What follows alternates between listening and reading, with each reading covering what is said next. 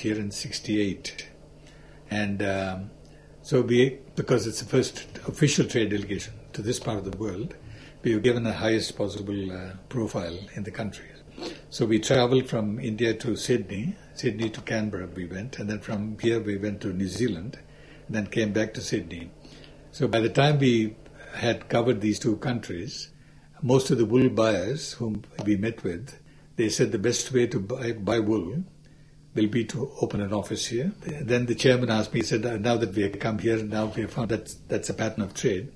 So he said, we would like to open an office. Ram, would you like to take charge of that office? It was a fairly important position. And at that time when I came down in '68 and '69, there were only 3 or 4 Government of India establishments. One was the Air India, then the Tea Board of India, and then we had the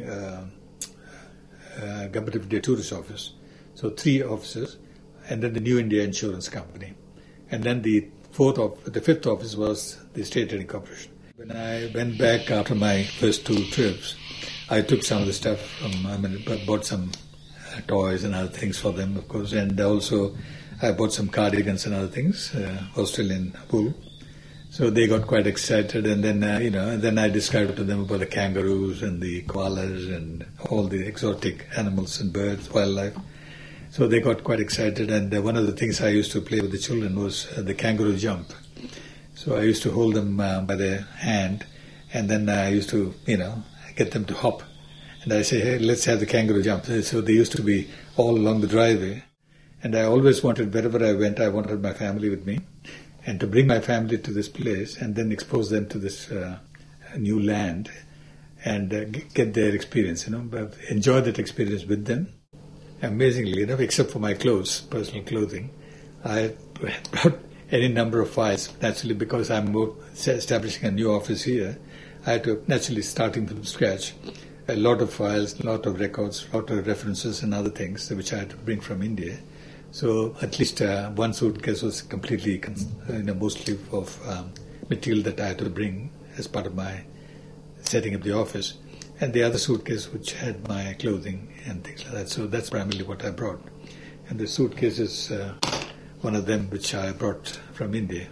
Here is one file which, as you can make out, this is an Indian file, and it's got the name of State Trading Corporation, STC of India, State Trading Corporation of India. So that's one of the original things. And you can also see some of the correspondence relating to my appointment and things like that. So it's more than 35 years old. So you can see almost like an ancient parchment, you see. The funny thing about the Australian dress, the people working, they wear shorts. And it is totally unusual for me. And I was, in a way, scandalized. I said, people coming to work in an office, coming with short pants and stockings and a tie and a half-sleeve shirt. And people in India are used to going to an office with their tie, suit and everything, But here I said, hey, what's this? It's so completely casual. And then later on I got the feel of it and I said, okay, yeah, probably this is how things are done. So the other thing which struck me so much about Australia was the casual way of doing things. And I liked that, you see, because I didn't like too much of formality. And even in India we have a lot of formal things. We get used to the English way of doing things. But I immediately caught on to this entirely casual way, and that appealed to me a lot.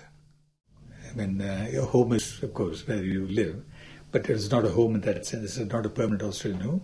But the moment we decided, after 4 years, because I had a very good offer from a local company, they said that we would like to expand our business with India. So they wanted me to take charge of their business. And they set up a new company with me as the managing director. So I said, okay, that's an exciting thing. And during my time with the State Trading Corporation, there were a number of Indian delegations which came to Australia. And they found me very extremely helpful. And they said that so long as you're there, we're prepared to do a lot of business with Australia. So that encouraged me. And then I said, when this offer came to me to take a permanent position here, so I resigned from the corporation. The actual feeling of Australia being home only developed after I decided to stay on in Australia. And that is the moment. The defining moment was basically when I decided to resign from the corporation and then settle down in Australia with the family, because the family was quite excited about living here permanently. And I said, okay, I also feel equally excited. And then that was a defining moment. And I said, okay, let's all settle down here and live in Australia. The one big thing which whenever I go to India, people ask me, what do you think about Australia? It's the quality of life. And that's something unique. You'll never get it in India, see. The quality of life in terms of the environment, the people. As I said earlier, the people are extremely friendly. Having been to England, having been to America, having lived in Australia now, I can contrast the characters of all the three people. I think culturally I've changed. I've become more open. My children have also had a cross-cultural involvement because they're married outside their community, which I've accepted because I've never had any problem with that. And they've chosen their partners, very good partners, and that's again appealed to me because one of the things which I find about once you become involved with another family, because if you have an Indian family as part of your continuing generation, that's another way of your way of living and thinking is quite different. But if you have a cross-cultural type of relationship, that's another perspective thrown to you.